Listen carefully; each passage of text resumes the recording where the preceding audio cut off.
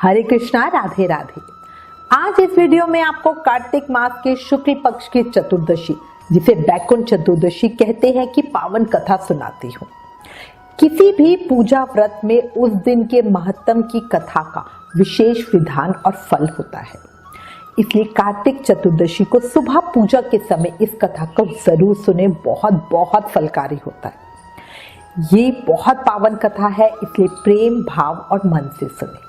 देखो, शास्त्रों के अनुसार कार्तिक चतुर्दशी को व्रत उपवास किया जाता है और नदी, सरोवर या तालाब के किनारे 14 दीपक जलाए जाते हैं। बैकुंठ चतुर्दशी का महत्व कलयुगी जीवों के लिए बहुत अधिक है। शास्त्रों के अनुसार इस दिन भगवान शिव और भगवान विष्णु की पूजा करके उनके मंत्रों के ध्यान करने से हमें शक्ति और लक्ष्मी जी की प्रसन्नता मिलती है, जिससे हमारे जीवन से दरिद्रता दूर होती है और सांसारिक कामनाएं जैसे दौलत, यश, प्रतिष्ठा और हर तरह की सुख समृद्धि की कामना जल्दी सिद्ध होती है। देवशयनी एकादशी से देव उठनी एकादशी तक भगवान विष्णु पाताल लोक में राजा बलि के यहाँ विश्राम करने जाते हैं, इसलिए इन दिनों में शुभ कार्य नहीं होते। उस समय सत्ता भगवान शिव के पास होती है और बैकुंठ चतुर्दशी के दिन भगवान शिव ये सत्ता भगवान विष्णु को वापस सौंपकर कैलाश पर्वत पर तपस्या के लिए लौट जाते हैं। जब सत्ता भगवान विष्णु जी के पास आती है तो संसार के शुभ मांगलिक कार्य शुरू हो जाते हैं। इसी दिन को बैकुंठ चतुर्दशी या हरिहर मिलन कहते हैं। अब आपको अति पावनी बैकुंठ चतुर्दशी व्रत की कथा सुनाती हूँ। इस वीडियो में मैं आपको 3 पौराणिक कथा बता रही हूँ।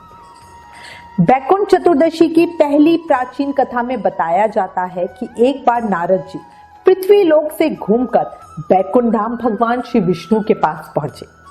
भगवान विष्णु देवऋषि नारद को देखकर अत्यंत प्रसन्न हुए और उन्हें आदर पूर्वक बिठाया और प्रसन्न होकर उनके आने का कारण पूछा। देवऋषि नारद जी ने कहा, हे प्रभु, आपका नाम जप कर आपके प्रिय भक्त तो तर जाते हैं, पर जो सामान्य नर नारी हैं वो आपके प्रेम से वंचित रह जाते हैं। इसलिए आप अपने भक्तों के लिए कोई ऐसा सरल भक्ति मार्ग बताएं जिससे सामान्य भक्त भी आपकी भक्ति करके मुक्ति पा सके। हे प्रभु, संसार के उद्धार के लिए कृपया करके आप कुछ ऐसा मार्ग बताएं ताकि कलयुगी जीव भी मोक्ष को प्राप्त कर सके। नारद जी की ये बात सुनकर भगवान विष्णु बोले, हे नारद, कार्तिक मास के शुक्ल पक्ष की चतुर्दशी तिथि को जो भी नर नारी बैकुंठ चतुर्दशी व्रत का पालन करेंगे और सदा भक्ति से मेरी पूजा अर्चना करेंगे, उनके लिए स्वर्ग के द्वार सदैव खुले रहेंगे। इसके बाद भगवान विष्णु ने अपने पार्षद जय विजय को बुलाया और कहा, कार्तिक मास के शुक्ल पक्ष की चतुर्दशी तिथि को स्वर्ग के द्वार खुले रखना। भगवान विष्णु कहते हैं, इस दिन जो भी भक्त मेरा नाम लेकर थोड़ा सा भी पूजन करेगा वो बैकुंठ धाम को प्राप्त होगा। इस दिन भगवान विष्णु के साथ भगवान शिव का पूजन करना भी बहुत आवश्यक है, अन्यथा भगवान विष्णु इस पूजन को स्वीकार नहीं करते।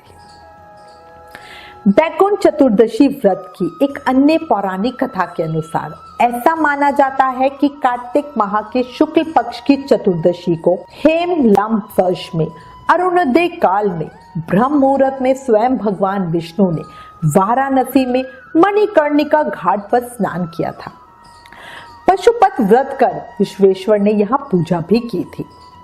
भगवान शंकर ने भगवान विष्णु के तप से प्रसन्न होकर इस दिन पहले विष्णु को और फिर उनकी पूजा करने वाले हर भक्त को बैकुंठ पाने का आशीर्वाद दिया।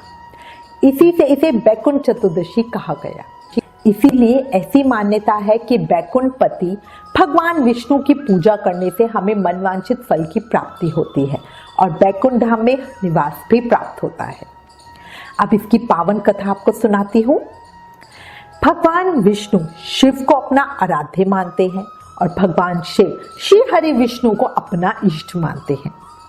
श्री भागवत महापुराण में स्वयं श्री हरि विष्णु ने कहा है, जो मेरी पूजा करे और शिव की नहीं, या जो शिव की पूजा करे मेरी नहीं, दोनों पापी हैं।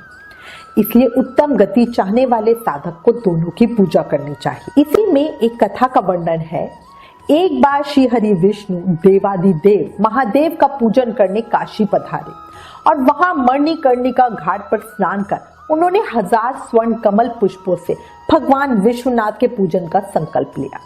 लेकिन जब वे पूजन करने लगे तो महादेव ने उनकी भक्ति की परीक्षा लेनी चाहिए और एक कमल पुष्प को कम कर दिया। पूजा करते समय एक कमल पुष्प को कम देखकर श्री हरि ने सोचा ऐसे तो मेरी पूजा अधूरी रह जाएगी। फिर उन्होंने सोचा मेरी आंखें भी तो कमल जैसी ही है। ये सोचकर श्री हरि विष्णु अपनी आंख भगवान शिव को चढ़ाने के लिए जैसे ही आतुर हुए, उनके समक्ष महादेव प्रकट हुए और बोले, हे श्री हरि, तुम्हारे समान संसार में दूसरा मेरा कोई भक्त नहीं। आज से कार्तिक मास शुक्ल पक्ष की यह चतुर्दशी बैकुंठ चतुर्दशी कहलाएगी। इस दिन जो मनुष्य भक्ति पूर्वक पहले आपका पूजन करेगा और फिर मेरा, वह निश्चय ही बैकुंठ को प्राप्त होगा। इसी के साथ भगवान शिव ने करोड़ों सूर्य की क्रांति के समान वाला सुदर्शन चक्र भगवान विष्णु को भेंट किया। इसका वर्णन हमें पुष्पाद चिंतामणि में वर्णित जानकारी से प्राप्त होता है। इसी के साथ हमें शास्त्रों में कार्तिक महात्म की एक अन्य कथा भी मिलती है, जिसके अनुसार धनेश्वर नामक एक ब्राह्मण था जो बहुत बुरे काम करता था। उसके ऊपर कई पाप थे। एक दिन वो गोदावरी नदी में स्नान के लिए गया। उस दिन बैकुंठ चतुर्दशी थी। कई भक्तजन उस दिन पूजा अर्चना कर गोदावरी घाट पर आए। उस भीड़ में धनेश्वर भी उन सभी के साथ था। इस प्रकार उन श्रद्धालुओं के स्पर्श के कारण धनेश्वर को भी पुण्य मिला। जब उसकी मृत्यु हो गई तब उसे यमराज लेकर गए और नरक में भेज दिया। तब भगवान विष्णु ने कहा कि ये बहुत पापी है, पर इसने बैकुंठ चतुर्दशी के दिन गोदावरी में स्नान किया और श्रद्धालुओं के साथ स्पर्श से पुण्य के कारण इसके सभी पाप नष्ट हो गए, इसलिए इसे बैकुंठ धाम मिलेगा। अतः धनेश्वर को बैकुंठ धाम की प्राप्ति हुई। इससे स्पष्ट है कि कार्तिक शुक्ल चतुर्दशी को जो मनुष्य व्रत उपवास करके श्री हरि विष्णु का पूजन करते हैं, उनके लिए स्वर्ग के द्वार खुल जाते हैं। कार्तिक शुक्ल चतुर्दशी का दिन भगवान विष्णु और भगवान भोलेनाथ के पूजन का दिन है। निर्णय सिंधु के अनुसार जो मनुष्य इस दिन 1000 कमल पुष्पों से भगवान विष्णु के बाद भगवान भोलेनाथ की पूजा अर्चना करते हैं, वे समस्त भव बंधनों से मुक्त होकर बैकुंठ धाम को पाते हैं। इसी के साथ एक बात और याद रखना, व्रत रखकर तारों की छांव में, सरोवर पर, नदी पर, तालाब आदि के तट पर 14 दीपक जरूर प्रज्वलित करें, ये उसकी परंपरा है। इसी के साथ हमारी बैकुंठ चतुर्दशी या कार्तिक चतुर्दशी व्रत कथा का समापन। ओम नमो नारायणाय। ओम नमः शिवाय।